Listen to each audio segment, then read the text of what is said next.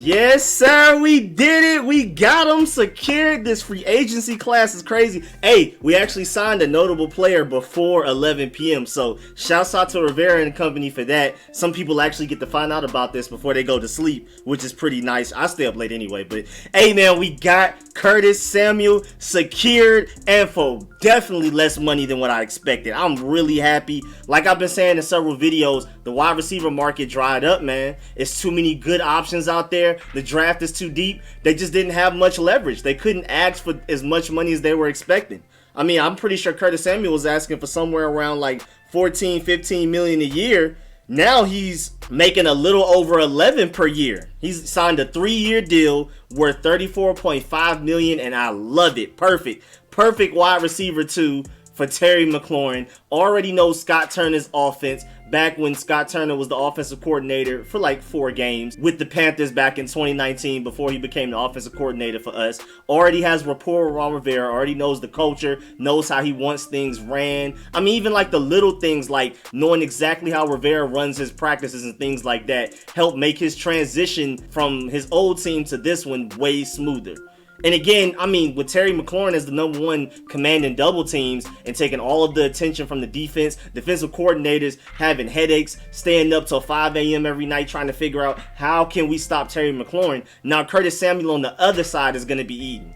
And I don't like the fact that people consider him like a Tayvon Austin, like all he does is catch the ball out of the backfield and run, like he's just a straight yak guy. He's actually a pretty good route runner. He can definitely get open on his own. He's exactly what we wanted Steven Sims to be, and he's pretty much what you expect Kadarius Toney to possibly end up being. So now that we pick him up in free agency, that alleviates the need for having to take receivers so early in the draft. We may still try to go get a guy maybe 3rd or 4th round, but now 1st round we can focus on, as of right now, our biggest need is linebacker and free safety. I feel like we may address free safety probably with Trey Boston before the draft comes, but right now our biggest need is linebacker. Other than, I mean, in my opinion, like I want to trade up for quarterback, of course, but right now, like our biggest need outside of quarterback is clearly linebacker, and it's not even close.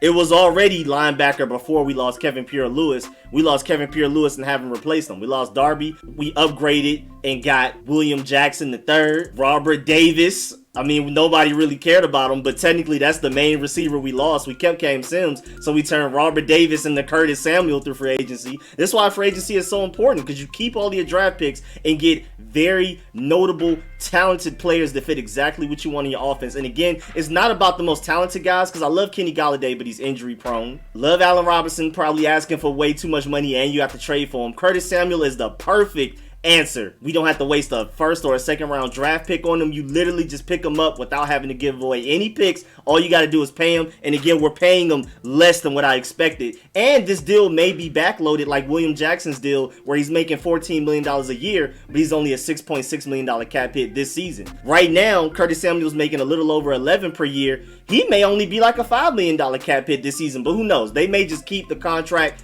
as like an ordinary contract, and we may not have to really worry about it because we still have cap space even after this signing. We still have about $14 million worth of cap space, which you can use to go get an Anthony Harris, arguably the best free safety out of this whole free agency period. Or you can go cheaper and get a Trey Boston who fills the need perfectly as well. Just doesn't double up as a good tackler. Trey Boston is exactly what we need at free safety, but just don't expect him to come down and make any plays in the box or in the run game. Anthony Harris does both, and that's why he's considered elite top 5 safety in the NFL, in my opinion. So now, Curtis Samuel, William Jackson, Ryan Fitzpatrick is up there, y'all. We making moves. I told y'all to be patient. I know a lot of people were spazzing on the first day, but really talented guys and guys that are really worth getting take time to negotiate with. They're not about to just hear an offer and be like, oh yeah, I'm just taking the first offer. They're trying to hear other teams. They're going to sleep on it at least overnight, one night. You know what I'm saying? So I was telling y'all for the past few days, don't worry about it. Don't sweat it. Rivera has a plan. Now y'all see the vision that I was talking about. I didn't know exactly that it would happen. I wouldn't bet my life savings on it, but I'm not surprised. It was all in writing. It all makes sense. And again, we got him for even less money than what I expected. The contract may be backloaded, so he may be even less of a salary cap hit than we think this first year. So I'm excited. I love it.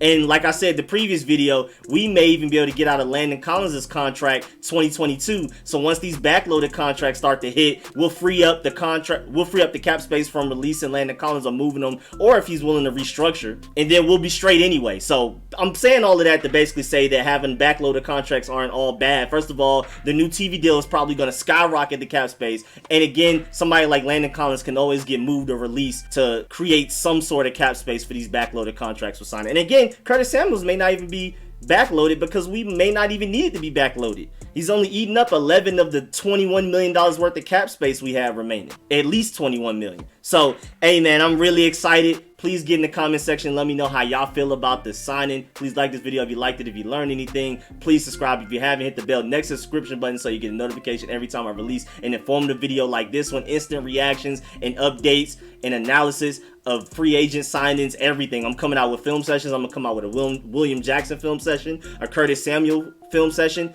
Basically how William Jackson fits in the Del Rio defense, how Curtis Samuel will fit in the Scott Turner offense. I mean, we've already seen that, but still, I'm gonna get y'all those film sessions, so stay in tune for those. Plus draft prospect film sessions. Also, of course, my live streams every Friday 8 to 10 p.m. and every Sunday at 1 or 4 p.m. for a couple of hours. And then just all of the videos I come out with. So definitely stay tuned for all of that. I really appreciate all of y'all. I appreciate all of the support. I'll catch y'all later. I'm out. Please get in the comment section. Let me know how y'all feel about this one and about this free agency class in total so far. I'm excited, man. I hope y'all are too.